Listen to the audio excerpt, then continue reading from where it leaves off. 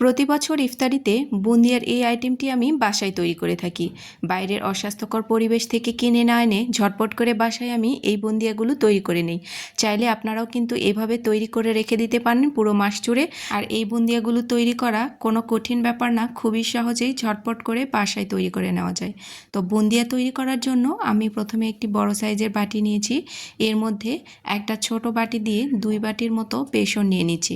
আপনারা যতটুকু করবেন সেই অনুযায়ী বেসন এখানে ব্যবহার করবেন। এখন বেসনগুলোকে অল্প অল্প করে পানি দিয়ে হাত দিয়ে ভালো করে মেখে নিতে হবে, যাতে বেসনের ভেতরে কোনো গোটা বা দানা ভাব না থাকে। অল্প অল্প করে পানি দিয়ে আমি বেসনটাকে গুলিয়ে নেব।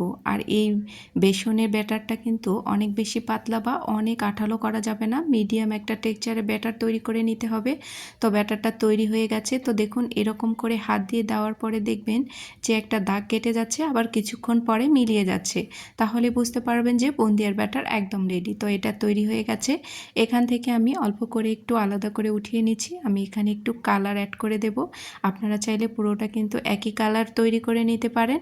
তো আমি এখানে একটু সবুজ কালার দিয়ে নিয়েছি। এখন কালারটা ভালো করে ব্যাটারের সাথে মিশিয়ে নিচ্ছি। তো দুই দিকে দুটো রেডি হয়ে গেছে। এখন আমি বুন্দিয়াগুলোকে ঝটপট করে ভেজে নেব। আর এগুলো ভাজার জন্য কিন্তু বড় সাইজের একটি কড়াই নিয়েছি। এর মধ্যে দিয়ে নিচ্ছি বেশ কিছুটা তেল, কারণ বুন্দিয়া ভাজার জন্য তেলের পরিমাণটা কড়াইয়ের মধ্যে একটু বেশি নিয়ে নিতে হয়। তো তেলটা গরম হয়েছে কিনা প্রথমে একটু চেক করে নিচ্ছি। তো বুন্দিয়া একদম উঠে এসেছে। তো তেলটা পুরোপুরি গরমও হয়ে গেছে। এখন আমি বুন্দিয়াগুলো ভেজে নেব। তো এরকম একটি ছিদ্রযুক্ত আমি চামচ ব্যবহার করছি।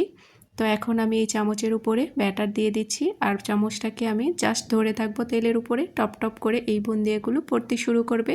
তো সবগুলো বুন্দিয়া একই রকমভাবে ভেজে নিতে হবে। কোনো দোলাদুলি বা নাচানাচি করা যাবে না। জাস্ট তেলের উপরে ধরিয়ে থাকলেই এই বুন্দিয়াগুলো টপ টপ করে তেলের মধ্যে পড়ে যাবে এবং ফুলে উঠবে। তো আমি এইরকম করেই সমস্ত বুন্দাগুলোকে ধরিয়ে একদম ভেজে নেব।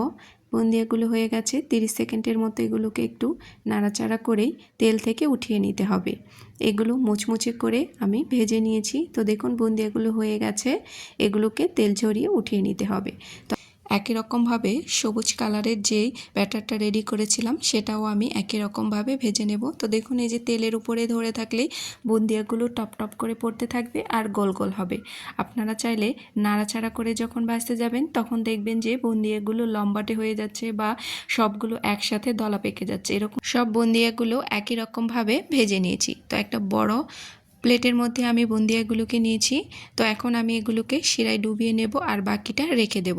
তো এদিকে আমি একটা পাত্রের মধ্যে প্রায় 1.5 কাপের মতো চিনি, তার সাথে 1.5 কাপ পানি দিয়ে চিনিটাকে জাল করে নিয়েছি। এর মধ্যে আমি 2 কাপের মতো বুন্দিয়া দিয়ে দিচ্ছি। এখন এই বুন্দিয়াগুলোকে দিয়ে নাড়াচাড়া করে একদম চুলার জালটাকে বন্ধ করে দিতে হবে। দিয়ে ঢাকনা দিয়ে ঢেকে রেখে দিলেই এগুলো ঠান্ডা করার পরে আমি আপনাদেরকে পরিবেশন করে দেখিয়ে দেব বুন্দিয়াগুলো কতটা ভালো হয়েছে।